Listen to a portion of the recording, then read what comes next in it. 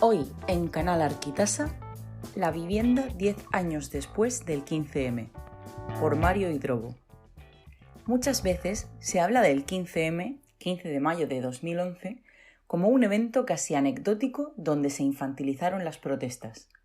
Se remonta a una década atrás, en contextos que hablan de marginalidad, de una academia de pelo largo, de una pacificación muy punk de las protestas y sobre todo de pasar a la historia como el germen de una opción política de izquierdas. Esta visión algo reduccionista, tal vez peyorativa y simplista, que, sobre todo, pretende minimizar el reconocimiento de procesos sociales perfectamente legítimos que, pienso, han supuesto mejoras a nuestra democracia y sociedad en cuanto a su madurez. Desde lo cronológico, debemos asumir que, salvo barbaries localizadas y con sus debidas tensiones en diversas escalas y proporciones, lo sucedido en la Segunda Guerra Mundial nos causó un verdadero antes y después en la manera de expresar nuestras protestas y en la forma de resolver nuestros problemas, especialmente en el mundo europeo occidental, que claramente no es todo el mundo. Acercándonos a los antecedentes concretos del 15M, es imprescindible recordar que todo arranca de manera dramática con la crisis del año 2008 en España.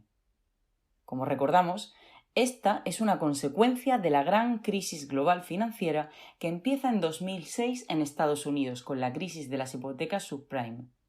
Las mismas que contagiaron el sistema financiero internacional con una pérdida de liquidez y una cantidad importante de fenómenos que afectaron de manera distinta dependiendo de las estructuras económicas y las condiciones sociales de cada país. Sobre finales del año 2008 se consolida la plataforma huelgageneral.net,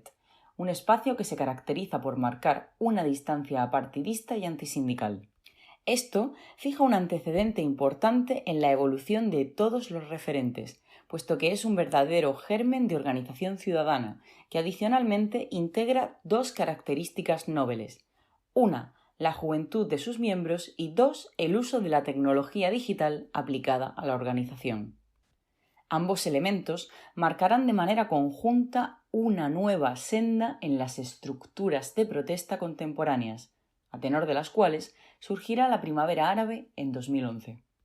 Muchos de estos simpatizantes, organizados, evolucionan en su participación en protestas, como la de la huelga general de 2010 en contra del sistema de pensiones, y se organizan a través de páginas de Facebook para dar el salto a lo que luego serán diversas plataformas. Estas plataformas, cada una con reivindicaciones individuales, se aunan de alguna manera en la marcha juvenil del 30 de marzo que protestaba por el Plan Bolonia y que, junto con las demás iniciativas, tomarán el nombre de Democracia Real Ya, activando inmediatamente una web con el manifiesto de políticas propuestas para España y convocando a una manifestación el 15 de mayo de 2011. En todos estos elementos, el problema de la vivienda es latente desde su propia implicación simbólica, puesto que, como hemos visto desde las hipotecas subprime, el problema arranca con el valor del ladrillo y su utilidad como elemento de plusvalía de cambio. Alrededor de esto, es posible controlar cuánto podemos profundizar en la comprensión de las explicaciones, unas que podrían ser sintetizadas en minutos y otras largas y complejas que analizan el problema desde las tendencias norteamericanas que tienen que ver con una búsqueda de acceso de personas en condiciones discriminatorias a la vivienda, tanto como el mercado formal de crédito. En cualquiera de las explicaciones se puede llegar a elementos claros y comunes. Uno de ellos, la duda de niveles de responsabilidad en las hipotecas subprime. Los bancos, cajas, hipotecarias conocían, o al menos era su obligación saber, si un hipotecado era capaz de pagar, o en su defecto, como en las explicaciones se pone de manifiesto, ser conscientes de que existía un propósito mal habido, al otorgar créditos suicidas sobrevalorando la tasación de las viviendas y a sabida cuenta de que no se podían pagar. Su toxicidad fue cómplice del descalabro general del sistema económico. ¿Qué responsabilidad llevaba al hipotecado si le ofrecían algo que no podía pagar? ¿Eran los hipotecados ninja quienes cumplieron como cabezas de turco de un sistema depredador que solo buscaba el rédito económico? Y, de por medio, ¿qué pasaba con aquellas personas que realmente iban detrás de una vivienda sencilla y digna y el propio sistema y su crisis les arrebató las posibilidades del cumplimiento del artículo 47 de la Constitución? ¿Cómo se gestionan las fuerzas y poderes, tanto del mercado como de las acciones políticas, para lograr que todos los españoles tengan derecho a una vivienda digna y adecuada? Tal vez nos podemos acercar a instancias o acciones que beneficien las condiciones generales del avance de este propósito. Pero sobre todo, creo que vamos, como sociedad, aprendiendo lo que no se debe hacer, y más enfáticamente lo sucedido como un bien de vital necesidad y de ineludible responsabilidad como es la vivienda. La plataforma de afectados por la hipoteca nace un par de años antes del 15M con una conciencia y objetivos bastante claros que, entre otros, hacían frente a un segmento de población que, estando en una situación dramática, no estaban obteniendo ninguna respuesta por parte de la Administración. De tal suerte que la PA, abogada por un alto a la ejecución de los desahucios y una negociación camino de la dación en pago,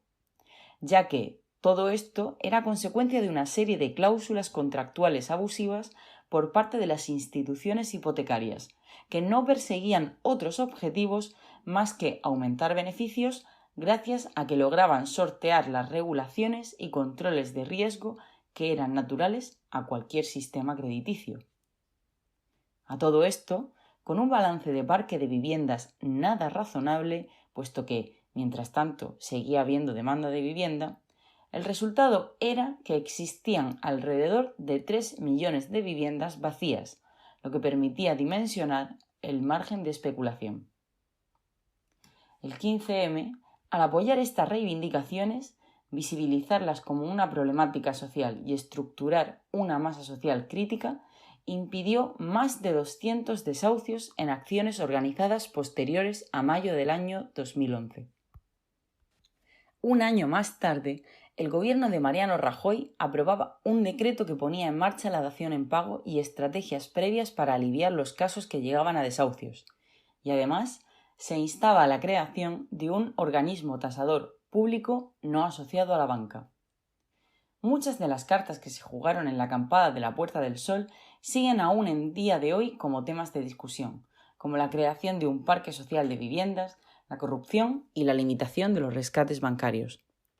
No obstante, la gente que logró encontrar una condición de dación en pago y un alquiler social no se quedó en el desamparo y, sobre todo, la creación de un stock de viviendas para la especulación tuvo un alto determinante que, probablemente, es ahora cuando demanda definiciones para poder contar con instrumentos que equilibren esa diferencia entre la demanda de vivienda social y las viviendas que simplemente son un instrumento de la especulación económica.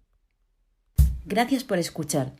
Si te ha gustado, suscríbete a nuestro canal en iVoox y YouTube y síguenos en redes sociales: LinkedIn, Instagram, Twitter, Facebook y nuestra página web www.arquitasa.com.